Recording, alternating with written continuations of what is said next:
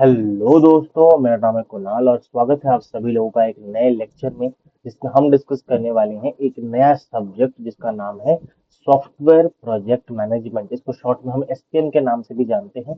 बहुत सारे semester exams में ये एक सब्जेक्ट जो है वो पूछा जाता है। स्पेशली अगर मैं सीएस की बात करूँ या फिर डेटा साइंस वगैरह जो फील्ड है, उसके सब्जेक्ट एरियाज में हमारे पास सॉफ्टवेयर प्रोजेक्ट मैनेजमेंट जो सब्जेक्ट है उसको भी इंक्लूड करा जाता है हमारे सेमेस्टर एग्जाम्स में। तो आज हम इसी जो सब्जेक्ट है that is software project management SPM उसको शुरू करने वाले हैं। एंड हम दो पार्ट्स में हम इसको कंप्लीट करेंगे। पहले पार्ट में हम कुछ चीजों को डिस्कस करेंगे, सेकंड पार्ट में बाकी चीजों को डिस्कस करके खत्म करेंगे अपने इस पर्टिकुलर सब्जेक्ट को। तो मैं उम्मीद करता हूं दोस्तों कि आपको आज का ये वीडियो पसंद आएगा, आज का ये लेक्चर पसंद आएगा एसपीएम का।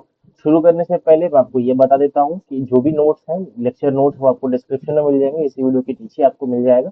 साथ ही साथ दोस्तों आप जो है टेलीग्राम चैनल को ज्वाइन कर सकते हो, जिससे वहां पे आपको बहुत सारे कंटेंट फ्री ऑफ कॉस्ट में डालता रहता हूँ, नोट्स वगैरह लेक्चर के डालता रहता हूँ, जो कि आपके स्टडीज में, आपके जो भी सेमेस्टर एग्जाम्स है या फिर इंजीनियरिंग है या फिर आपका एग्जाम कॉम्पिटेटिव एग्जाम है उसमें फायदेमंद हो सकता है। तो चलिए दोस्तों, without any further ado, let's start our today's lecture of SPM. शुरू करेंगे दोस्तों एसपीएम की with the very first topic कि एसपीएम होता क्या है भाई साहब। एसपीएम दोस्तों होता है एक प्रोसेस है of planning, organising, staffing, directing and controlling the development of a software project. मतलब एसपीएम बेसिकली एक प्रोसेस है किसका, पोस्ट और डीसी का। किसका, पोस्ट और डीसी का। पोस्ट और डीसी आप याद रख सकते हो। अब पोस्ट डीसी क्या होता है, planning, organising, staffing, directing and controlling the development of a software project. किसी भी सॉफ्टवेयर प्रोजेक्ट का जो डेवलपमेंट हो रहा है, जब उसको हम पोस्ट डीसी करते हैं तो उसको हम क्या बोलते हैं, उस प्रोसेस को हम क्या बोलते हैं, एसपीएम बोलते हैं। अब क्या बेसिकली हमारे पास रोल है ये एसपीएम करने का, क्यों हम एसपीएम करें, जिससे फायदा क्या है। पहली बात तो हम जो है अपने सॉफ्टवेयर की गोल्स और ऑब्जेक्टिव्स को यहाँ पे असाइन कर सकते हैं। हमें पता लग सकता है कि हमारे जो भी सॉफ्टवेयर प्रोजेक्ट है उसका गोल क्या है, उसके ऑब्जेक्टिव क्या है। स्कोप पता लग सकता है, किस दायरे में रह के हमें जो है इस प्रोजेक्ट को बनाना है। रिक्वायरमेंट्स क्या है वो हमें पता लग सकती है। कितना रिसोर्स, कितना टाइम लगने वाला है इस प्रोजेक्ट को बनाने के लिए, सॉफ्टवेयर प्रोजेक्ट को बनाने के लिए, वो हमें पता लग सकता है। साथ ही साथ जो रिस्क है या फिर पोटेंशियल प्रॉब्लम्स है, वो भी हमें पता लग सकता है। अब एसपीएम क्यों इंपॉर्टेंट है, मतलब सॉफ्टवेयर प्रोजेक्ट मैनेजमेंट क्यों इंपॉर्टेंट है, जिससे हम अपने प्रोजेक्ट के गोल्स को अचीव कर पाए, इसमें भी हमारे पास हेल्प करता है एसपीएम। हमारा क्वालिटी को हम इंश्योर कर पाए, रिसोर्सेज को हम मैक्सिमाइज को यूज करके बेसिकली रिसोर्सेज का मैक्सिमम यूटिलाइज हम कर पाए और एफिशिएंटली हम यूटिलाइज कर पाए। रिस्क का अच्छी तरीके से मैनेजमेंट हो सके, कोई भी पोटेंशियल प्रॉब्लम्स और रिस्क है उसको अच्छी तरीके से हम हैंडल कर पाए, कम्युनिकेशन को हम एनहांस कर पाए और प्रोडक्टिविटी हमारा जो बन रहा है वो हम बढ़ा पाए। अब बेसिकली बाकी सारे प्रोजेक्ट्स और सॉफ्टवेयर प्रोजेक्ट जो है उसमें क्या डिफरेंस होता है। अदर प्रोजेक्ट्स क्या होते हैं, विजिबल हमारे पास होते हैं, कोई भी चेंजेस होते हैं। मैंने मान लो कि एक घर बना रहा हूँ, ईंट लगाऊंगा यहाँ पे तो मेरे को दिखेगा कि आज मैंने 2 ईंट लगाई। बट सॉफ्टवेयर में मैंने क्या किया, बिकॉज वो मेरे को कभी भी नहीं दिखेगा, तो दैट इज इनविजिबल, इनटेंजिबल। तो चेंजेस जो है वो इजीली मैं यहाँ पे कर सकता हूँ सॉफ्टवेयर वाले में, कि कोई भी चीजें चेंज करनी है तो मैं इजीली कर दूंगा। बट वहां पे फिर अदर अदर प्रोजेक्ट में चेंजेस करनी है तो उसके लिए बहुत एक्सपेंसिव और बहुत टफ होता है कंपेयर टू सॉफ्टवेयर प्रोजेक्ट, ठीक है। उसके बाद अगर कोई प्रॉब्लम होता है सॉफ्टवेयर प्रोजेक्ट में तो वो बहुत डिफिकल्ट होता है डिटेक्ट करना उस प्रॉब्लम को। बट यहाँ पे प्रॉब्लम को हम इजीली विजिबली जो है खुद ही दिख जाता है, अपने आप अर्ली स्टेज में हमें प्रॉब्लम दिख जाती है। अब सॉफ्टवेयर बेसिकली क्या है, इनविजिबल इनविजिबल है, चेंजेस इजीली हम कर सकते हैं। प्रॉब्लम वगैरह आता है तो थोड़ा सा हार्ड होता है इसको डिटेक्ट करना, आईटी स्किल्स की जरूरत पड़ती है। इसका मतलब अगर मैं इसको बताऊं तो सॉफ्टवेयर प्रोजेक्ट में कॉम्प्लेक्सिटी हाई होती है, डायनेमिक नेचर का होता है, इसमें चेंजेस होते रहते हैं, हाई रिस्क और अनसर्टेनिटी होता है और स्पेशलाइज्ड आईटी स्किल्स की जरूरत पड़ती है। अब एसपीएम एक्टिविटी साइकिल क्या होता है कि सबसे पहले एसपीएम में हमारा कार्य क्या काम हम करते हैं, तो पहली पहली बात तो हम ये देखते हैं कि प्रोजेक्ट प्लानिंग करते हैं। प्रोजेक्ट प्लानिंग में स्कोप की क्या हम बना रहे हैं, ऑब्जेक्टिव्स क्या क्यों बना रहे हैं, और टाइमलाइन मतलब कब तक बनाएंगे या फिर क्या क्या बनना, कब तक क्या क्या समय हमें लग जाएगा, और किसके लिए बना रहे हैं, क्या किस चीज को यूज करके हम बना रहे हैं, किसके लिए बना रहे हैं। ये सारी चीजें आ गई हमारे पास। अब आता है प्रोजेक्ट एस्टिमेशन। ये क्या होता है, जब हम प्रिडिक्ट करते हैं फ्यूचर के effort, time, money, risk, schedule, term, people, जितना भी है वो सारी चीजें हैं कि कितना लगने वाला है कि इस पर्टिकुलर प्रोजेक्ट में कितना पैसा, कितना समय, कितना मैन पावर, कितना लोग, कितना रिस्क, वो सारे को प्रोजेक्ट जब हम करते हैं तो प्रोजेक्ट एस्टिमेशन होता है। फिर होता है प्रोजेक्ट शेड्यूलिंग। प्रोजेक्ट शेड्यूलिंग हमारे पास जो टाइमलाइन होती है, वर्क होता है, हम जब अपने टास्क स्मॉल टास्क में ब्रेक करते हैं और हर एक टास्क को लोगों को असाइन करते हैं करने के लिए, तो उसमें हमारे पास प्रोजेक्ट ट्रैकिंग आता है, रिस्क मैनेजमेंट आता है, प्रोजेक्ट कंट्रोल आता है। प्रोजेक्ट ट्रैकिंग में हम मॉनिटर करते हैं प्रोग्रेस क्या क्या चल रहा है हमारा। रिस्क मैनेजमेंट में हम इसमें identify, assess and mitigate and monitor the risk. Project control मतलब करेक्टिव एक्शन हम लेते हैं। तो ये सब हम डिटेल में पढ़ने वाले हैं, बट एक एक्टिविटी साइकिल बता रहा है कि ये सारी चीजें होती हैं। ठीक है। अब टाइप्स ऑफ सॉफ्टवेयर प्रोजेक्ट्स की अगर मैं बात करता हूँ, तो टाइप्स ऑफ सॉफ्टवेयर प्रोजेक्ट हमारे पास चार टाइप की होती है। एक होता है प्रोडक्ट डेवलपमेंट, एक होता है प्रोसेस डेवलपमेंट, एक होता है हमारा सॉरी इम्प्रूवमेंट, एक होता है मेंटेनेंस एंड सपोर्ट, और एक होता है रिसर्च एंड डेवलपमेंट प्रोजेक्ट्स। तो प्रोडक्ट डेवलपमेंट क्या होता है, जब हमें कोई नया सॉफ्टवेयर या फिर उस इसी सॉफ्टवेयर को कुछ एनहांसमेंट या फिर नया वर्जन निकालते हैं तो प्रोडक्ट डेवलपमेंट हो गया।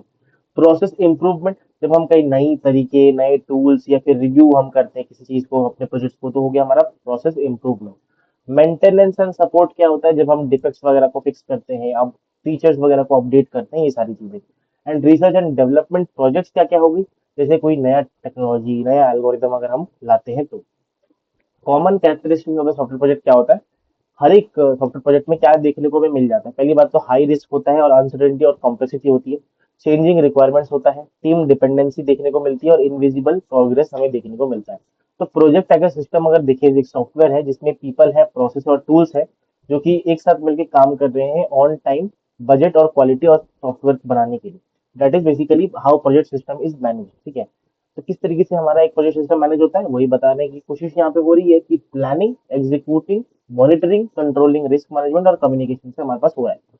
अब मैनेजमेंट कंट्रोल साइकिल हमारे पास क्या होता है, पहले तो हम कुछ स्टैंडर्ड को सेट करेंगे, परफॉर्मेंस मेजर करेंगे, उसके बाद स्टैंडर्ड को कंपेयर करेंगे बाकियों के साथ। टाइप्स ऑफ कंट्रोल तीन टाइप के, एक होता है steering, go and no go, and एक होता है पोस्ट इंप्लीमेंटेशन। स्टीयरिंग मतलब डेली अपडेट्स होता है। गो एंड गो नो गो, हमारे पास कोई एक फेज चल रहा है, मान लो एक महीने का या 1.5 महीने का फेज चल रहा है, उसके बाद जो है हम रिव्यू करते हैं। और पोस्ट इम्प्लीमेंटेशन जो है ना, वो फाइनल जो प्रोजेक्ट रिपोर्ट बन जाता है ना, उसके बाद जो है हम मैनेजमेंट करते हैं। तो ये तीन टाइप की है, तीनों मिलके हमारे पास प्रॉब्लम्स को इजीली फाइंड आउट करने में हेल्प करती है। ठीक है। और सबका जो है अलग अलग हमारे पास यूज केसेस होते हैं। Now software project planning and scheduling के बारे में पढ़ेंगे। पहले तो प्लानिंग कर रहे हैं। प्लानिंग क्या होता है, डिसाइडिंग एवरीथिंग बिफोर स्टार्टिंग।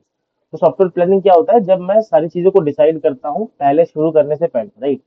शुरू करने से पहले मतलब अपना सॉफ्टवेयर प्रोजेक्ट को शुरू करने से पहले मैं जो भी चीजें यहाँ पर डिसाइड करता हूँ या फिर बेसिकली प्लान करता हूँ, वो सारी को सॉफ्टवेयर प्रोजेक्ट प्लानिंग बोलते हैं। इसमें आता है हमारे पास चार चीजें, एक होती है हमारे पास project objective, project scope, develop project plan और एस्टिमेट रिसोर्सेज।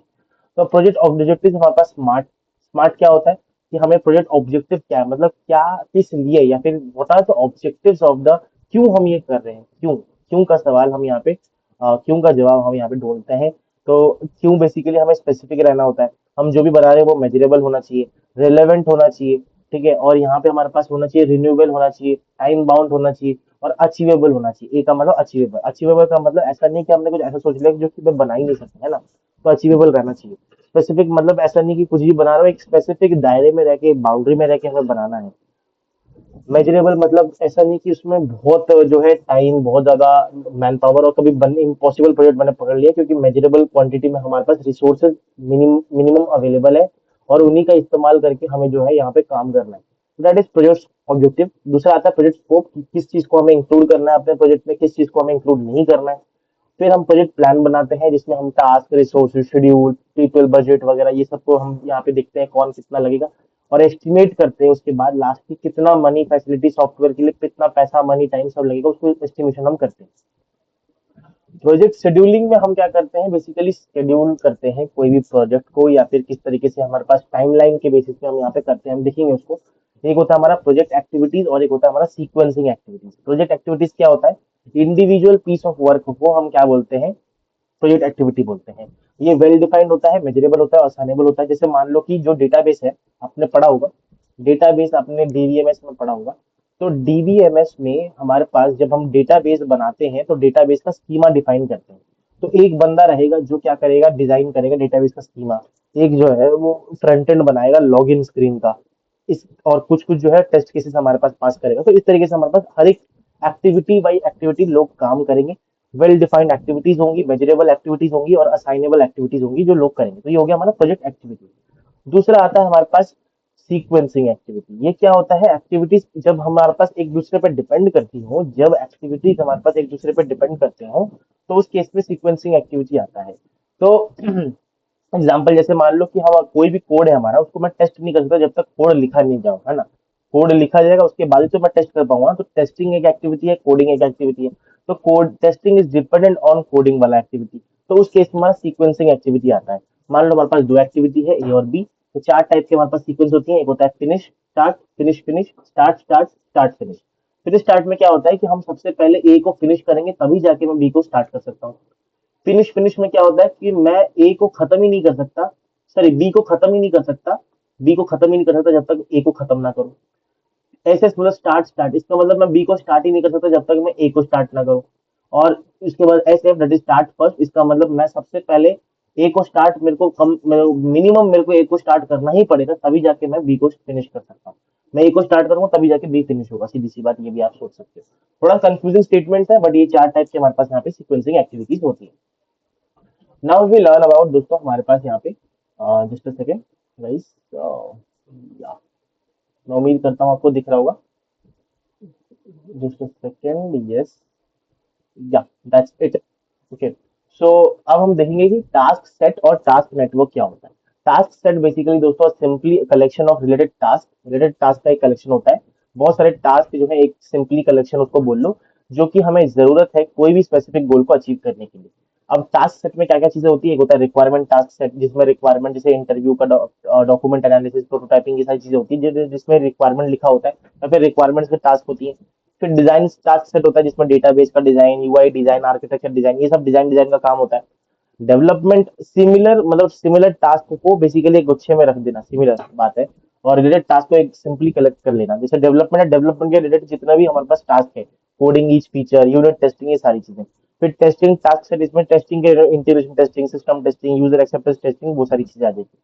टास्क नेटवर्क क्या होता है? टास्क नेटवर्क बेसिकली जिसे हम प्रोजेक्ट नेटवर्क ही बोलते हैं।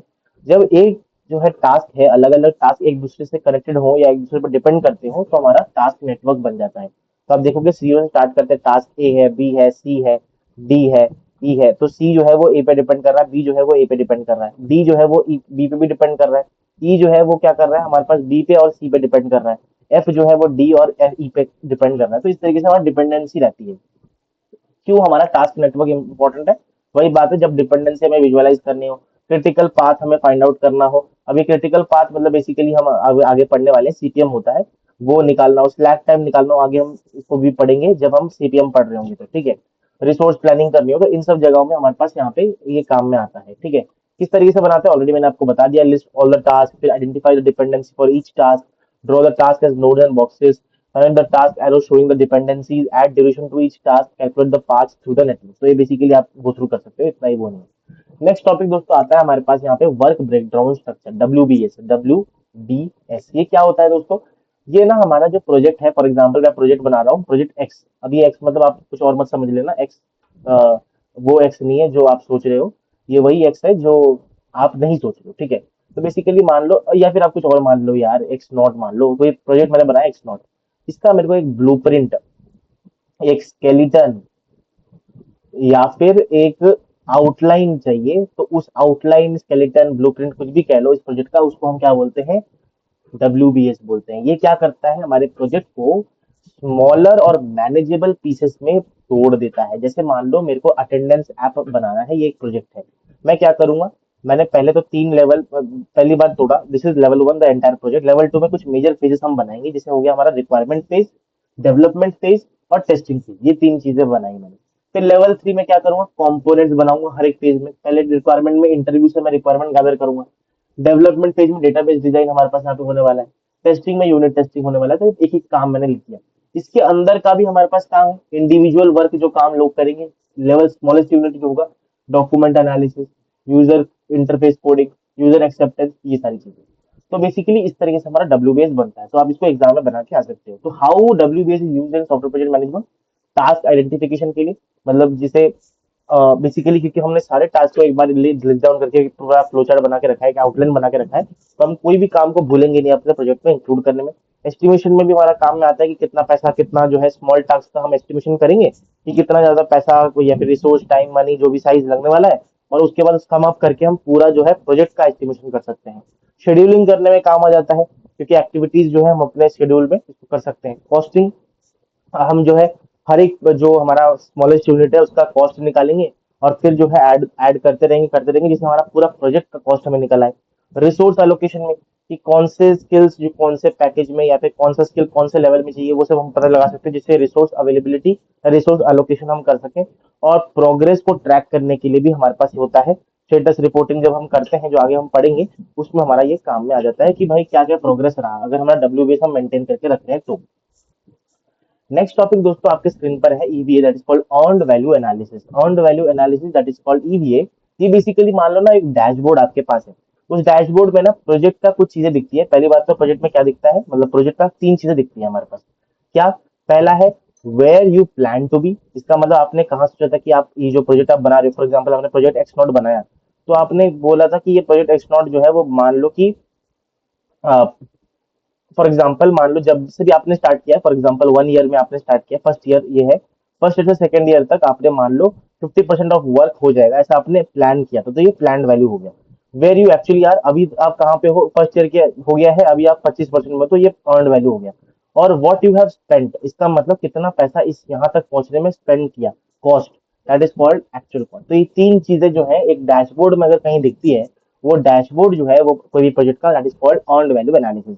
इसमें दोस्तों तीन हमारे पास ईवीए के इंडिकेटर्स होते हैं, एक होता है प्लान्ड वैल्यू, एक होता है अर्न्ड वैल्यू, और एक होता है एक्चुअल कॉस्ट। ठीक है, वही बता दिया है कि where you plan to be, where you actually are, and where what you spend. तो इसमें हम दो तीन चीजें निकालते हैं। पहला चीज है हमारे पास ईवीए के इंडिकेटर, सबसे पहला आता है हमारे पास SV, that is called scheduled variance. Scheduled variance होता है earned value minus plan value. अगर ये करने के बाद अगर ये जीरो से बड़ा आ रहा है तो हम अहेड ऑफ द शेड्यूल है, अगर जीरो के बराबर आ रहा है तो ऑन द शेड्यूल है, अगर लेस देन जीरो आ रहा है तो बिहाइंड द शेड्यूल है। सिमिलरली यहाँ यहाँ पे हम निकालते हैं कॉस्ट वेरिएंस। कॉस्ट वेरिएंस होता है ईवी माइनस एसी। ये भी सेम तरीके से आप जो है यहाँ पे निकाल सकते हो कि अंडर बजट है, एग्जैक्टली ऑन बजट है, या ओवर बजट है। यहाँ पे एसपीआई और सीपीआई मतलब शेड्यूल परफॉर्मेंस इंडेक्स और कॉस्ट परफॉर्मेंस इंडेक्स, इससे भी जो है हम जो है शेड्यूल और ये अपना जो है ऑन टाइम है, अंडर बजट है, या क्या है वो पता लगा सकते हैं। तो ये भी सेम है, ये फॉर्मूला होता है ईवी अपॉन में पीवी, और ये होता है ईवी अपॉन में एसी। इससे भी आप पता लगा सकते हो। ये कुछ एडवांस ईवी कैलकुलेशन है, you can go through this. अगर आप एक बार टीचर से अपने बात करें ना, मैंने ऐड कर दिया, बहुत सिंपल सिंपल फॉर्मुलेज है। प्लान वैल्यू होता है प्लान परसेंटेज इंटू बैक, और ईवी होता है एक्चुअल परसेंटेज इंटू बैक। अब अपने टीचर से एक बार पूछ लीजिएगा, अगर ये टॉपिक्स हैं आपके सिलेबस में, या फिर आप जो है बेसिकली मतलब आप जानते हो कि हाँ ये न्यूमेरिकल आ सकता है, देन मैंने बहुत सिंप्लिसिटी से यहाँ पे लिखा है, आपको फॉर्मुला याद करना पड़ेगा। एक बार फॉर्मुला इसको थोड़ा गो थ्रू करके, पीएसी क्या होता है, एस्टिमेट टू कंप्लीट, फिर estimate to complete ETC completion, estimate at completion, और एस्टिमेट टू कंप्लीट, बैक क्या होता है, बजट एट कंप्लीशन। ये सारी फॉर्मुले आप देख सकते हो, दो चार फॉर्मुले हैं, ज्यादा इंपॉर्टेंट नहीं है बट देख लेना। अब ईवीए का ग्राफ है, कॉस्ट और टाइम के बीच का ग्राफ होता है। यहाँ पे बेसिकली हमारा एस्टिमेट एट कंप्लीशन होता है, और यहाँ पे वेरिएशन एट कंप्लीशन होता है। ये तीन हमारे पास यहाँ पे कर्व होती है, एक्सपोनेंशियल एसी, पीवी, ईवी, और करंट टाइम यहाँ रहता है। ठीक है, तो कॉस्ट वर्सेस टाइम का यहाँ पे ग्राफ है, तो इसको मत देखना, ये मेन है। अच्छा मैंने यहाँ पे डाल रखा है, दोनों डाल दिया था, बट आप ये वाला देख सकते हो। ठीक है, now the topic come is basically guys project selection and scope definition. Project selection and scope definition क्या होता है कि हम सही प्रोजेक्ट को किस तरीके से सिलेक्ट करें। सही प्रोजेक्ट को एसपीएम में सिलेक्ट करना बहुत इंपॉर्टेंट होता है। तो प्रोजेक्ट सिलेक्शन का क्राइटेरिया कुछ कुछ होता है कि कौन सा हमारे लिए कौन सा प्रोजेक्ट जो है वो करेक्ट है, और कौन सा प्रोजेक्ट जो है वो हमारे लिए सही है।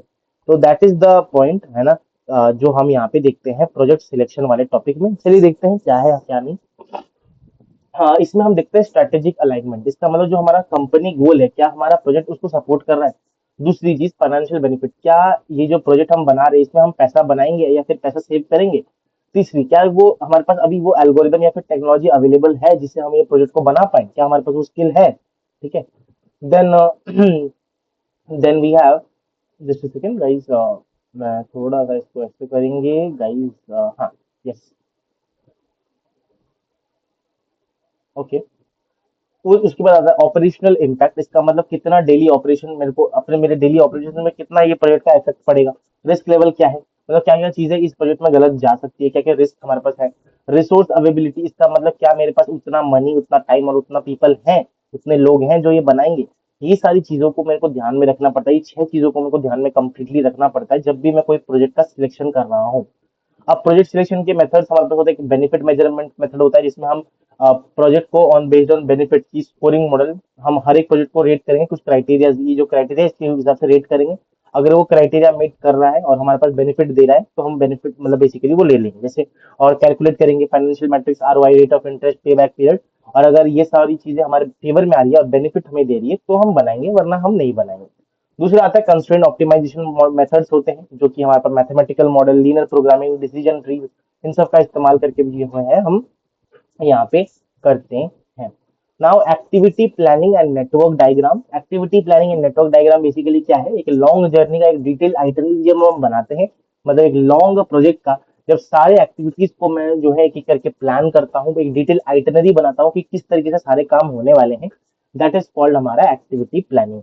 अब यहाँ पे जैसे आप कह सकते हो कि support the resource allocation, enable progress tracking, improve communication, identify the dependencies, support decision making, set realistic expectations. तो प्रोजेक्ट शेड्यूल टाइमलाइन है बेसिकली, मैंने आपको बताया था, जो कि शो करता है कि क्या अभी तक हो चुका है, कब स्टार्ट हुआ था, कब एंड हुआ था, और कौन ये कर रहा है और कितने माइलस्टोन हमने अचीव अभी तक किए हैं। तो शेड्यूल में कंपोनेंट्स होते हैं कि एक्टिविटीज सारी होती हैं जिसमें हमारे पास जो एक्टिविटीज हमें अभी करनी है। माइलस्टोन्स होते हैं कि कब हमें बेसिकली हमारे पास चेक पॉइंट्स, आप मान लो इसको, जो कि हमारे लिए बहुत इंपॉर्टेंट होती हैं, ठीक है, इंपॉर्टेंट चेक पॉइंट्स इसको मान लो जो हमें अचीव करनी है, ठीक है। डिपेंडेंसीज, जो कि हमारे पास एक्टिविटीज को लिंक करता है एक दूसरे से, जिससे इम्पॉसिबल और सीक्वेंस वगैरह ना बने, ठीक है। और सारी चीजों को एक डिपेंडेंट वे में दिखाया जाए, एक प्रॉपर वे में, स्ट्रक्चर्ड वे में दिखाया जाए। टाइम स्केल होता है डेज, वीक्स, मंथ्स, कब ये जो है एक्टिविटी होगी, खत्म होगी, शुरू होगी, वो सारी चीजें। और रिसोर्सेज मतलब कितने पैसे लगेंगे, कितने लोग लगेंगे, क्या इक्विपमेंट, मटेरियल, सारी चीजें यहाँ पे लिखी होती हैं। अगर गुड एक्टिविटीज की मैं बात करता हूँ तो गुड एक्टिविटी तब होता है जब हमारा एक्टिविटी वेल डिफाइंड हो, मैनेजेबल साइज का हो, मेजरेबल हो, इंडिपेंडेंट हो और असाइनेबल हो। अब नेटवर्क प्लानिंग मॉडल्स के बारे में बात कर रहा हूँ, जो कि बेसिकली डायग्राम का इस्तेमाल करते हैं। नेटवर्क प्लानिंग जो है वो डायग्राम का इस्तेमाल करता है अपने प्रोजेक्ट एक्टिविटीज किस तरीके से एक दूसरे से रिलेट कर रही है उसको दिखाने के लिए। ये दो टाइप की होती है, एक होता है एक्टिविटी ऑन नोड, एक होता है activity on arrow. Activity on node क्या होता है, जब हम एक्टिविटी को, एक्टिविटी मान लो ए है, बी है, सी है, अब यहाँ पे डी है, तो जब मैं एक्टिविटी नोड को दिखाऊं ऐसे करके, है ना, और ये डिपेंडेंसी एरो से हम दिखा रहे हैं, डिपेंडेंसी को एरो से दिखाऊंगा और नोड के ऊपर हमारा वो रहेगा, अब जो है एक्टिविटीज रहेंगी ए बी सी डी, मेरे पास 4 एक्टिविटीज थी, तो उसको एक्टिविटी ऑन नोड बोलते हैं। एक्टिविटी ऑन एरो क्या हो जाएगा, बेसिकली हमारे पास इस तरीके से, इस तरीके से रहता है। इसका मतलब यहाँ ए, यहाँ बी, यहाँ सी, इस तरीके से रहता है। तो हम क्या करते हैं, एक्टिविटीज जो है वो एरोज में रिप्रेजेंट करते हैं, ठीक है। और नोड जो है वो इवेंट, बेसिकली स्टार्ट एंड ये सब डिसाइड करें, ठीक है। ये ओल्डर मेथड है, पहले यूज होता था, अब जो है लेस, मतलब ये बिल्कुल यूज नहीं होता। और मोस्ट कॉमन अभी के लिए हमारे पास एक्टिविटी और नोड हम यूज करते हैं। तो वही चीज यहाँ पे मैंने दिखाई है, ये दोनों चीजें आप कंपेयर कर सकते हो। नेक्स्ट आता है दोस्तों हमारे पास critical path method, that is called CPM. ये बेसिकली एक तरीका है, टेक्निक है, जिसमें हम क्या कर सकते हैं, लॉन्गेस्ट पाथ जो है हमारे प्रोजेक्ट का वो निकाल सकते हैं। मतलब हमारा प्रोजेक्ट जो हमने नेटवर्क डायग्राम, हमारे पास टास्क नेटवर्क हम बनाते हैं ना, उस टास्क नेटवर्क में लॉन्गेस्ट पाथ निकालने के लिए हमारे पास यहाँ पे काम में आता है। और जो लॉन्गेस्ट पाथ होता है ना, वो क्या करता है, मिनिमम टाइम देता है, मिनिमम टाइम बताता है कि कोई भी प्रोजेक्ट जो है वो कितना मिनिमम टाइम लेगी कंप्लीट होने के लिए, ठीक है। ये किस तरीके से होता है, बैकवर्ड पास, फॉरवर्ड पास क्या होता है, स्लैक वेरिएबल कैसे निकालते हैं, क्रिटिकल पाथ क्या होता है, मैंने आपको बता दिया बेसिकली, तो वो मैं बता दूंगा आपको। हम थोड़ी देर बाद इसको पढ़ेंगे विद द न्यूमेरिकल, क्योंकि ये न्यूमेरिकल में जब समझाऊंगा तभी जाके आपको सीपीएम समझ आएगा। तो सीपीएम समझाने के लिए वी विल टेक लास्ट में इसको, और पूरा अच्छी तरीके से सीपीएम को समझेंगे, ठीक है। देन दोस्तों आता है bar and gantt chart. Bar chart basically gantt chart को ही हम बार चार्ट बोलते हैं। Basically this is the most common way to visualise the project schedule.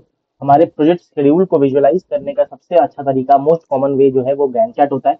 Gain chart में हमारे पास कुछ कंपोनेंट्स होती हैं, इस तरीके से हमारे पास एक गैन चार्ट दिखता है, जिसमें हमारे पास लेफ्ट साइड में एक्टिविटीज सारी लिखी होती हैं, और ऊपर जो है हमारे पास यहाँ पे बार्स में जो है ड्यूरेशन ऑफ ईच एक्टिविटी लिखाया जाता है। एक्टिविटीज जो है वो लिस्ट डाउन होती है लेफ्ट साइड में, टाइम स्केल होता है, जैसे डे में, वीक में या फिर मंथ्स में, आप जो भी कर रहे हो उस हिसाब से होता है। डिपेंडेंसी हम शो करते हैं कभी कभी एरो वगैरह को दिखा के, अभी इसमें डिपेंडेंसी नहीं है तो एरो नहीं दिखा रहे। माइलस्टोन को हम क्या करते हैं, इस तरीके से हम माइलस्टोन यहाँ पे डायमंड सिंबल से जो है इंपॉर्टेंट इवेंट या माइलस्टोन को दिखाया जाता है। प्रोग्रेस को हम दिखाते हैं, प्रोग्रेस जो है हम शेड करते हैं उसको, कितना प्रोग्रेस हुआ, इतना मान लो हो गया तो इतना शेड कर देंगे। ठीक है। एडवांटेजेस क्या है गैन चार्ट का, कुछ इस तरीके से जो दिखता है, easy to understand, progress visual, communicating with stakeholder easy हो जाता है। बट लिमिटेशंस भी है क्या, कॉम्प्लेक्स डिपेंडेंसी शो नहीं कर सकते, डिफिकल्ट होता है, hard to update it manually, critical path को यहाँ पे शो नहीं कर सकते, और कभी कभी अगर बहुत कॉम्प्लेक्स प्रोजेक्ट है जिसमें सारे बहुत सारे एक्टिविटीज है तो बहुत क्लटर्ड हो जाता है, मतलब बहुत ज्यादा वो लगता है कि सारी चीजें यहीं पे आ गई। Now guys we have the next topic that is called हमारा पर्ट। पर्ट क्या होता है, program evaluation and review technique. PERT that is called program evaluation and review technique. ये बेसिकली हमारा सीपीएम की तरह ही है, बट इसमें एक छोटा सा डिफरेंस है, क्या है कि जो सीपीएम है ना, वो हमारा एक्टिविटी ड्यूरेशन में जो अनसर्टेनिटी होता था वो हैंडल नहीं कर सकता। सीपीएम हम देखेंगे, मैंने आपको बताया कि लॉन्गेस्ट पाथ फाइंड आउट करता है, जो कि मिनिमम टाइम बताता है कोई भी सॉफ्टवेयर प्रोजेक्ट को कंप्लीट होने के लिए।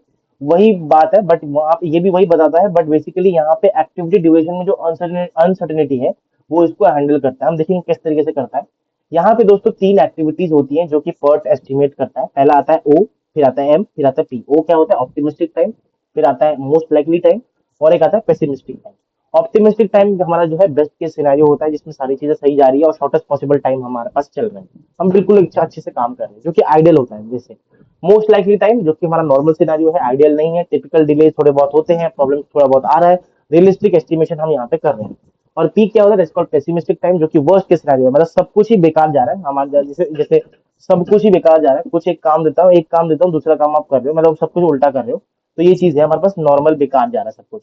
तो इस तरीके से एक पर्ट का डिस्ट्रीब्यूशन का ग्राफ बनता है, प्रोबेबिलिटी और टाइम के बीच का, ओ एम पी और ट्राइंगल आप बना देना। तो ये पर्ट का हमारा ग्राफ होता है। अब पर्ट का formula that is expert time अगर निकालने के लिए हमारे पास जो फॉर्मूला है that is called O plus 4m plus P upon में 6। ये हमारा एस्टिमेशन करता है कितना टाइम लगने वाला है। तो ये न्यूमेरिकल है, सिंपल, आप इसमें सम करोगे निकालोगे तो हो जाएगा। ये बहुत सिंपल न्यूमेरिकल है, मैंने डाल रखा है जिस आपके लिए, जिससे आप यहाँ पे इजीली गो थ्रू कर सको।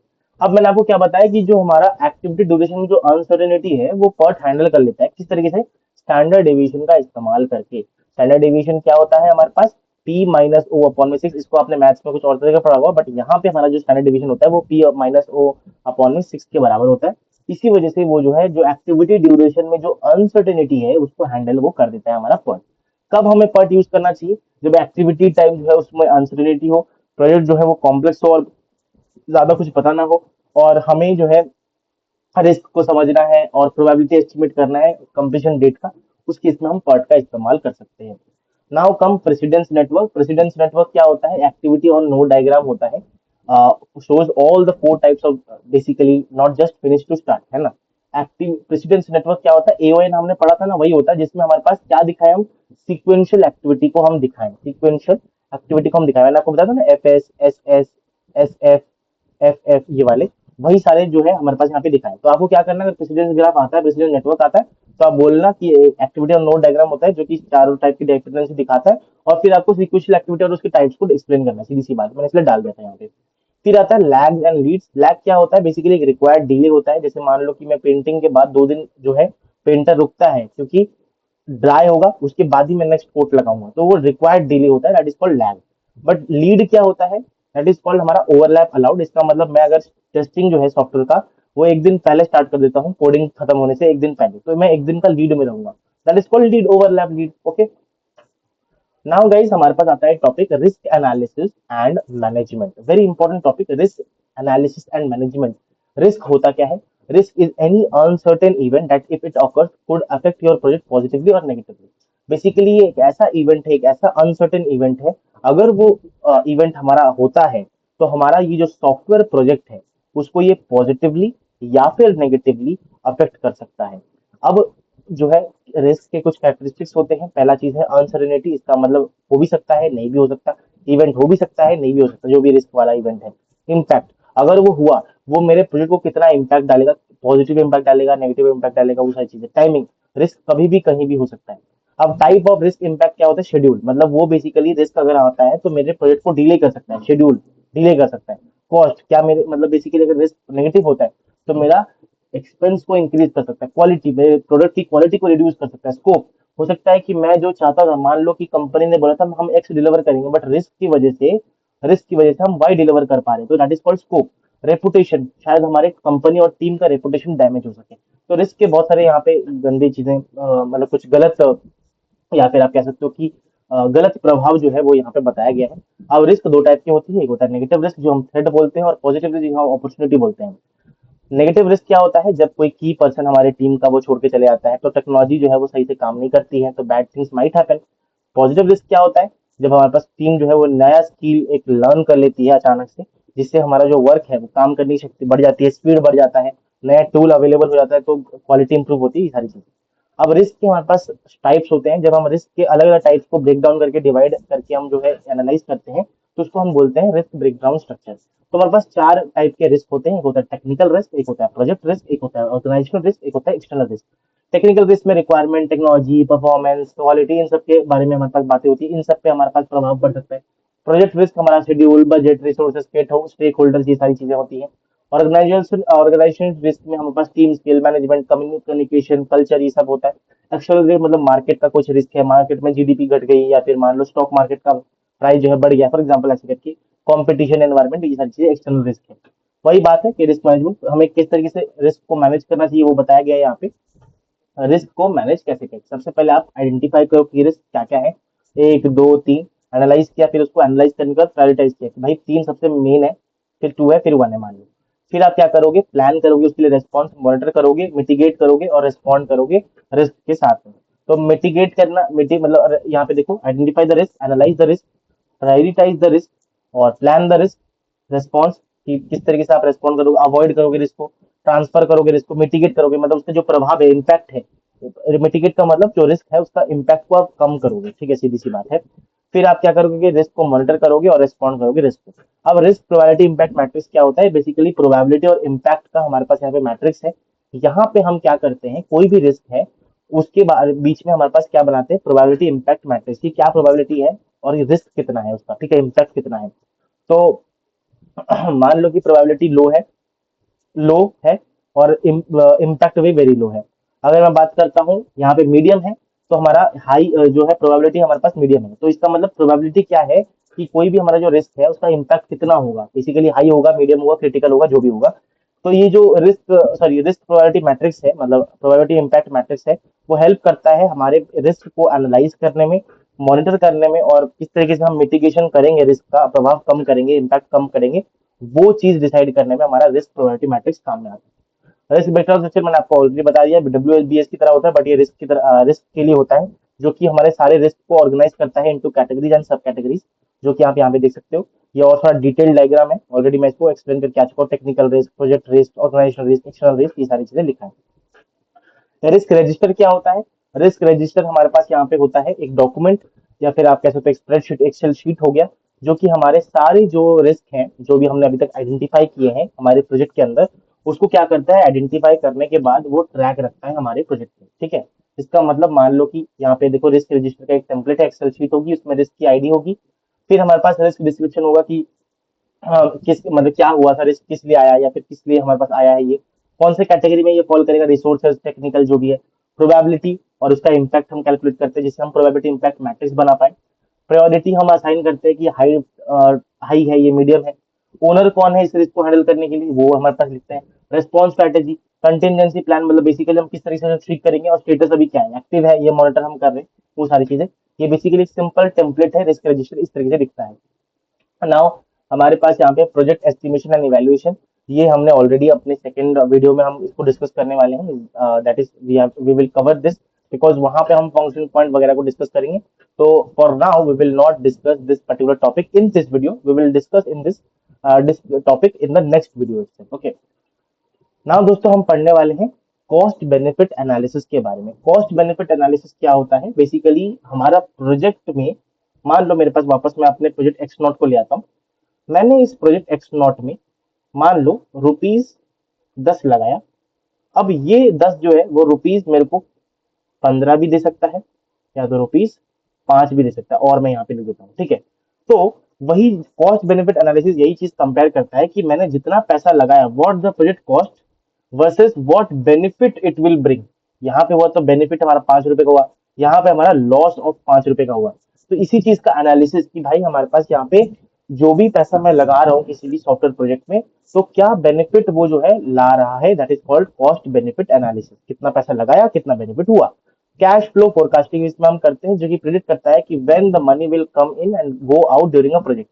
मतलब मान लो कि मैं वापस से प्रोजेक्ट एक्स नॉट लेता हूँ, मान लो कि मैंने यहाँ पे ₹10 लगाया है, तो कब मेरे को जो है यहाँ पे प्रॉफिट होने वाला है और कब जो है लॉस होने वाला है, या फिर मनी विल गो और मनी विल कम कब होने वाला है, इसी चीज को प्रेडिक्ट करने के लिए हम कैश फ्लो फोरकास्टिंग करते हैं। तो यहाँ पे कैश फ्लो फोरकास्टिंग का एक सिंपल सा ग्राफ है, इसमें हमारे पास कुछ इस तरीके से एक्सपोनेंशियल ग्राफ होता है, और यहाँ पे जाके एक ऐसा हो जाता है, एक्सपेंडिचर और इनकम के बीच में, हमारे पास टाइम के बीच में ये ग्राफ होता है। तो एक्सपेंडिचर यहाँ पे देखो, अगर टाइम के साथ साथ ये जो है ग्रो कर रहा है, ये बीच में मिनिमम आता है, और यहाँ पे जो है वापस से ग्रो इनकम जो है वो ग्रो करते रहता है, और फिर आके यहाँ पे थोड़ा सा हमारे पास इनकम लूज होता है। ठीक है। कॉस्ट बेनिफिट वैल्यूएशन की कुछ टेक्निक्स है। सबसे पहले यहाँ पे दोस्तों, यहाँ पे न्यूमेरिकल आता है, तो नेट प्रॉफिट निकालने के लिए हम क्या करेंगे, नेट प्रॉफिट आपको पता है, जो भी बेनिफिट आया माइनस टोटल कॉस्ट कितना लगा है। पे बैक पीरियड, जो कि हमारा point where the cumulative cash flow become the positive, इसका मतलब हमारे पास यहाँ पे time needed to recover the initial investment. इसका मतलब मान लो कि मैंने ₹10 लगाए थे, मान लो प्रोजेक्ट एक्स नॉट पे, तो कितना टाइम मेरे को लगेगा ये जो ₹10 है इसको रिकवर करने के लिए। ठीक है। और दैट इज कॉल्ड हमारे पास यहाँ पे कैश फ्लो। तो यहाँ पे एक एग्जांपल दिया गया है, एग्जांपल यहाँ पे ईयर 1 में कैश फ्लो इतना है, क्यूमुलेटिव इतना है, तो हमें पे बैक अकर्स ड्यूरिंग ईयर 3, तो $30,000 मेरे को चाहिए स्टार्ट एट ईयर 3, मतलब नीड पता चल गया, और कैश फ्लो पता चल गया इतना है। तो पे बैक निकालने के लिए जो भी यहाँ पे पे बैक पीरियड होगा, अभी के लिए 3 है तो हम 2 लेंगे, अगर 4 होता तो 3 लेते, अभी के लिए 3 ईयर बोला है तो 2 लेंगे हम, प्लस जो भी हमारा नीड है, दैट इज 30,000 नीड है हमारे पास, अपॉन में जो भी हमारा कैश फ्लो है वो, इससे हमारे पास जो भी आएगा वो हम यहाँ पे पे बैक पीरियड होता है।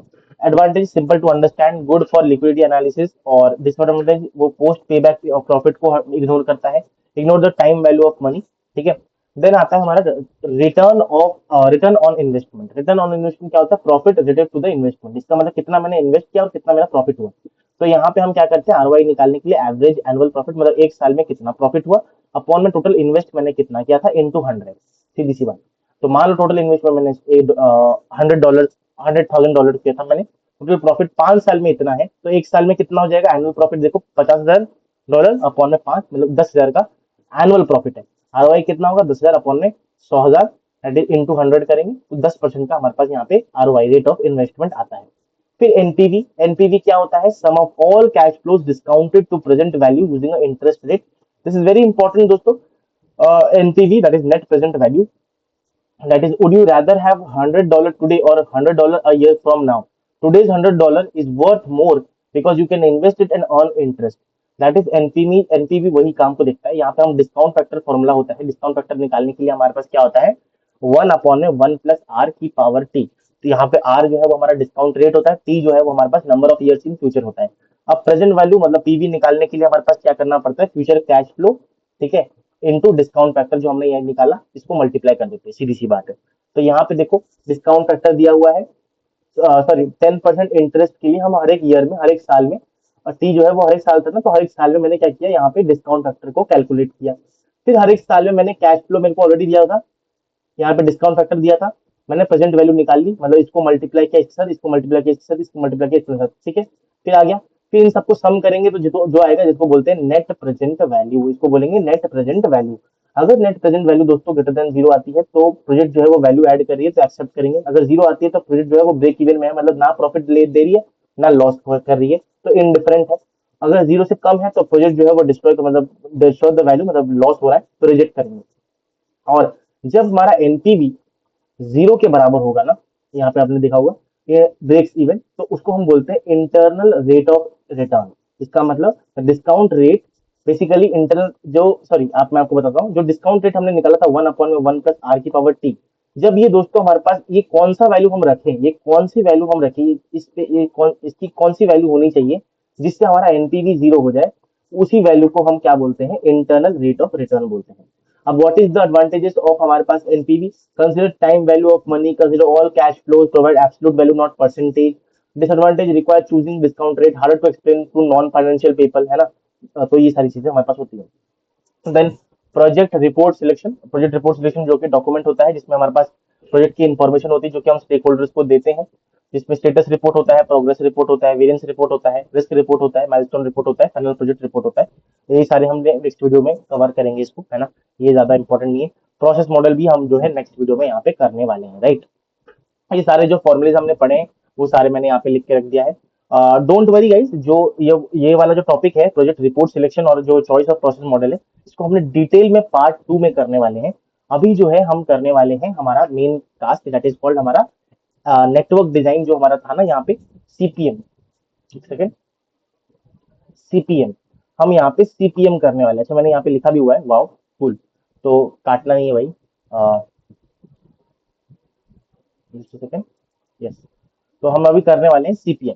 सीपीएम दोस्तों क्या बोलता था, सीपीएम मैंने आपको बताया था कि यहाँ पे हम क्या करते हैं, हमारा लॉन्गेस्ट पाथ निकालते हैं। कोई भी प्रोजेक्ट लॉन्गेस्ट पाथ, कोई भी प्रोजेक्ट को कंप्लीट करने में क्या है, और ये लॉन्गेस्ट पाथ हमें मिनिमम टाइम देता है, हमें पता है, ठीक है ना। तो मान लो मेरे पास एक नेटवर्क डायग्राम दिया हुआ है, ए है, और ये एक्टिविटी ऑन नोड डायग्राम दिया हुआ है, यहाँ पे देख सकते हो, बी है, ए जो है, अब यहाँ पे देखो ध्यान से, एक्टिविटी दी रही है A B C D E F, पांच चार पांच छह, छह मेरे पास एक्टिविटीज है, और इसका प्रीडिसेसर है, मतलब जो एक्टिविटी है वो किस पर डिपेंड करती है वो दिया हुआ है। ए जो है वो किसी पर डिपेंड नहीं करती, बी जो है वो ए पे डिपेंड करती है, सी जो है वो ए पे डिपेंड करती है, डी जो है बी पे डिपेंड करती है, ई जो है सी पे डिपेंड करती है, एफ जो है वो डी और ई पे डिपेंड करती है। ड्यूरेशन इन सबका दिया हुआ है, एक्टिविटी ए का ड्यूरेशन 5 है, बी का ड्यूरेशन 4 है, सी का ड्यूरेशन 5 है, डी का ड्यूरेशन 6 है, ई का ड्यूरेशन 3 है, एफ का ड्यूरेशन 4 है, ऐसे दिया हुआ है। हम क्या करेंगे दोस्तों, इसका यूज करके अपना नेटवर्क डायग्राम बनाएंगे। तो सबसे पहले हमने ए बनाया, ए जो है वो बी और सी दोनों जो है ए पे डिपेंडेंट है। हम स्टार्ट कहाँ से करेंगे, जिसका कोई भी डिपेंडेंसी नहीं है, तो ए जो है वो हमारा स्टार्ट पॉइंट हो गया। स्टार्ट हमने किया, कोई ए, मतलब ए किसी पे डिपेंड नहीं कर रहा, इसलिए हमने ए से स्टार्ट किया। फिर बी और सी थे, बी और सी दोनों जो है ए पे डिपेंड कर रहे हैं। डी जो है वो हमारा बी पे डिपेंड कर रहा है, ई जो है वो हमारा सी पे डिपेंड कर रहा है, और फिर आगे चलकर हमारा एफ पे डिपेंड कर रहे हैं, एफ जो है वो डी और ई दोनों पे डिपेंड कर रहे हैं। अब क्या करते हैं दोस्तों, हमें ना ये वैल्यूज निकालनी होती है हर एक नोड की। कौन सी value, ES that is early start, EF that is early finish, D मतलब ड्यूरेशन ऑफ द एक्टिविटी, यहाँ पे जो भी नोड है उसका नाम हम लिखेंगे। यहाँ पे होता है LS that is latest start, यहाँ पे SL मतलब स्लैक टाइम, और LF मतलब हमारा लेटेस्ट फिनिश। अभी जो SL है मतलब स्लैक टाइम है, वो होता है हमारा LF, मतलब ये वाला वैल्यू, ये वाला वैल्यू, और अब माइनस ये वाला वैल्यू, ठीक है। ठीक है, EF। और जो LS होता है, मतलब ये वाला जो वैल्यू होता है, दैट इज कॉल्ड LF, मतलब हमने इसको थोड़ा सा ये कर दिया, यस। LS जो होता है मतलब लेटेस्ट स्टार्ट की जो वैल्यू होती है, वो होता है LF माइनस जो है ड्यूरेशन, ठीक है, सीधी सी बात, ऐसे। और एक होता है ऐसे, ये ऐसे जाता है और ऐसे जाता है, ये इस तरीके से करेंगे और इस तरीके से करेंगे, तो हमारे पास दो वैल्यूज हमारे पास निकल के आ जाएंगी, स्लैक वाली और ये वाली। समझ आ गया आपको, फुल। अब ये वाले आपको मेमोराइज दोस्तों करना पड़ेगा, ये जो वैल्यूज है कि कौन सा कैसे निकालना है, तभी जाके आप ये जो है कर पाओगे। तो सबसे पहले हम क्या करेंगे, यहाँ पे मैंने ए से स्टार्ट किया, ए से स्टार्ट किया क्योंकि ए से मैं आगे तक जाऊंगा, तो उसको हम बोलेंगे फॉरवर्ड पास। फॉरवर्ड पास क्या है, सबसे पहले in the forward pass we fill the value on the top, okay. तो फॉरवर्ड पास में यहां से लेकर यहां हम जाएंगे लास्ट तक, इसको हम बोलेंगे फॉरवर्ड पास। और इस फॉरवर्ड पास में दोस्तों हमारे पास हम क्या करेंगे, जो ऊपर की वैल्यूज है ना, ऊपर की वैल्यूज उसको हम फिल आउट करेंगे, और बैकवर्ड आते हुए हम नीचे की वैल्यू को फिल आउट करेंगे। तो किस तरीके से होगा मैं आपको बताता हूँ। यहाँ पे सबसे पहले मैंने बोला कि जो है अर्ली स्टार्ट, मतलब बेसिकली अर्ली स्टार्ट ऑफ ए क्या है, कि मतलब ए कब शुरू हुआ था। ए तो भाई उससे पहले जीरो पे ही स्टार्ट होगा, क्योंकि उससे पहले कोई है नहीं, तो जीरो ही स्टार्ट होगा। फिर ड्यूरेशन क्या है, ए का 5 है। फिनिश कब होगा, अर्ली फिनिश हमारे पास कब फिनिश होगा, ये 5 पे फिनिश हो जाएगा, बिकॉज जीरो से स्टार्ट है, 5 गया तो 5 पे खत्म हो गया। फिर आता है बी, बी और सी दोनों आते हैं। यहाँ पे बी और सी दोनों जब आते हैं, तो हमारे पास बी और सी दोनों किस पे स्टार्ट होंगी, दोनों जो है वो अर्ली स्टार्ट कब होगा, 5 पे स्टार्ट होंगे, दोनों ही 5 पे स्टार्ट होंगे, बिकॉज ए खत्म हुआ 5 पे, तो दोनों स्टार्ट होंगे 5 पे। उसके बाद ड्यूरेशन ऑफ बी क्या है, यहाँ पे देखो 4 है, लिख दिया। ड्यूरेशन ऑफ सी क्या है, 5 है, लिख दिया। तो इनका खत्म का होगा 5 4 9, और 5 5 10, 10 पे खत्म हुए। फिर डी पे आते हैं। अब डी कब स्टार्ट होगा, जब 9 पे बी खत्म होगा, तो 9 पे ये हो गया। ड्यूरेशन ऑफ बी, डी क्या है 6 है, तो 15 खत्म हो रहा है। यहाँ पे क्या होगा, ई कब शुरू होगा, जब 10 पे, 10 प्लस यहाँ पे ड्यूरेशन ऑफ ई क्या है 3 है, प्लस 13 हो गया यहाँ पे अर्ली फिनिश। अब इन दोनों में हमारे पास, अब एक बात बताओ, ये दोनों हमारे पास आ जाते हैं। अब एफ जो है वो डिपेंड कर रहा है एफ और डी और ई पे। तो एफ का जो स्टार्ट कब होगा, जब दोनों ही अवेलेबल होंगे, डी भी अवेलेबल होगा, ई भी अवेलेबल होगा। तो यहाँ पे 15 पे ये खत्म हो रहा है, यहाँ पे 13 पे ये खत्म हो रहा है, तो 13 पे अगर मैं देखूं तो सिर्फ यही अवेलेबल है ई, और 15 पे देखूं तो दोनों अवेलेबल है। तो 15 यहाँ पे हमारा अर्ली स्टार्ट होगा, किसका, एफ का। फिर ड्यूरेशन क्या है आपका 4 है, तो खत्म कब होगा 19 में। अब जैसे ही ये खत्म हुआ तो अर्ली जो है हमारे पास यहाँ पे लेटेस्ट फिनिश किसका हो जाएगा, फिर अब हम ये वाली वैल्यूज को भरना चालू करेंगे। तो बैकवर्ड आएंगे, हम बैकवर्ड पास बोलते हैं इसको। सबसे पहले हम बैकवर्ड पास यहाँ से शुरू करेंगे जहां पे हमने खत्म किया था। इसमें क्या होता है, हमने भरा जहां पे ये खत्म हुआ यही हमारा क्या बन जाएगा, इस लास्ट नोड के लिए हमारा क्या बन जाएगा, लेटेस्ट फिनिश 19। अब हम स्लैक वेरिएबल निकालते हैं। स्लैक वेरिएबल क्या होता है, latest finish minus early finish, 19 minus 0, और 19 माइनस 4 मतलब हमारे पास latest finish minus duration, that is called हमारा लेटेस्ट स्टार्ट। लेटेस्ट स्टार्ट हमने एफ का बना दिया। फिर हम जाएंगे, यहाँ पे भी जा सकते हो, यहाँ पे भी जा सकते हो। मान लो मैंने यहाँ पे जाता हूँ, यहाँ पे गया तो इसका लेटेस्ट फिनिश क्या हो जाएगा, दोनों का यहाँ पे लेटेस्ट फिनिश हमारे पास क्या हो जाएगा, जहां पे ये स्टार्ट हुआ था, जहां पे लेटेस्ट स्टार्ट जो है ना इसका, वही इन दोनों का लेटेस्ट फिनिश हो जाएगा। तो 15 हमारे पास इधर हो गया। फिर सेम आप जो है यहाँ पे 15 - 15 करोगे तो 0 स्लैक टाइम, और 15 - 6 करोगे तो 9 यहाँ पे हमारा लेटेस्ट स्टार्ट। सिमिलरली 15 - 13 करोगे तो 2 स्लैक टाइम, और 15 - 3 12 हमारा यहाँ पे लेटेस्ट स्टार्ट। सिमिलरली आप वापस इधर आओगे, तो इधर आओगे तो इसका जहां लेटेस्ट स्टार्ट है वही हमारा लेटेस्ट फिनिश यहाँ पे हो जाएगा। फिर 20 12 - 10 दैट इज 2 हमारा स्लैक टाइम, और 12 - 5 7 हमारा यहाँ पे लेटेस्ट स्टार्ट हो गया। यहाँ पे भी सेम आपने किया, जहाँ पे ये लेटेस्ट फिनिश था इसका, लेटेस्ट स्टार्ट जो था इसका, ये लेटेस्ट फिनिश इसका बन जाएगा। 9 पे आ जाते हैं, 9 - 9 0 हमारा स्लैक टाइम है, और 9 - 4 5 हमारा यहाँ पे लेटेस्ट स्टार्ट है। और फिर हम यहाँ पे आएंगे, यहाँ पे आएंगे तो देखो दोनों का हमारा 7 है और 5 है, तो किसका लेंगे, आगे जाते हुए दोस्तों हम मैक्सिमम को चूज करे थे ना। मैक्सिमम यहाँ पे 15 था, यहाँ पे 13 था, तो हमने किसको चूज किया था, 15 वाले को। बट वापस आते टाइम बैकवर्ड पास में हम इन दोनों में से किसको चूज करेंगे, मिनिमम वाले को। तो यहाँ पे देखो 5 है, यहाँ पे देखो 7 है, और यहाँ पे 5 है, तो हम 5 को चूज करेंगे। इसका लेटेस्ट फिनिश 5 हो जाएगा। 5 - 5 0, 5 - 5 0 हमारा लेटेस्ट स्टार्ट हो जाएगा। अब इसको करने के बाद दोस्तों, जस्ट सेकंड थोड़ा रिलोड करता हूँ जिससे ये सब हट जाए, है ना, ये सब हट जाए बिल्कुल। यस, ये करने के बाद हमारे पास ये डेटा आ जाता है पूरा, आप बना सकते हो। अब जो है ना, जहां पे हमारा जो स्लैक वेरिएबल है, स्लैक वेरिएबल जो है वो 0 होगा ना, जो वो वाला हमारा क्रिटिकल पाथ होगा। तो यहाँ पे देखो स्लैक वेरिएबल हमारा 0 है ना, तो वही हमारा क्रिटिकल पाथ होगा। आप क्लियरली यहाँ पे जा सकते हो। क्रिटिकल पाथ हो गया ABDF, और ये जो है हमारा मिनिमम टाइम हमें देने वाला है। मिनिमम टाइम देने वाला है ABDF, दैट इज बेसिकली हमारे पास 5, डी मतलब 4, डी मतलब 6, एफ मतलब 4। तो 4 10 और 9 दैट इज 19, जो कि हमने यहाँ पे निकाला था। 19 is the minimum time required to make the project, and the longest path यही हमें मिल जाता है। जहां पे स्लैक वेरिएबल है वही हमारा लॉन्गेस्ट पाथ है। क्रिटिकल पाथ ये हमें बताता है। और ये वाला क्योंकि यहाँ पे देखो स्लैक वेरिएबल 2 है, यहाँ पे 2 है, तो इसलिए हम ये वाले पाथ को चूज नहीं करेंगे।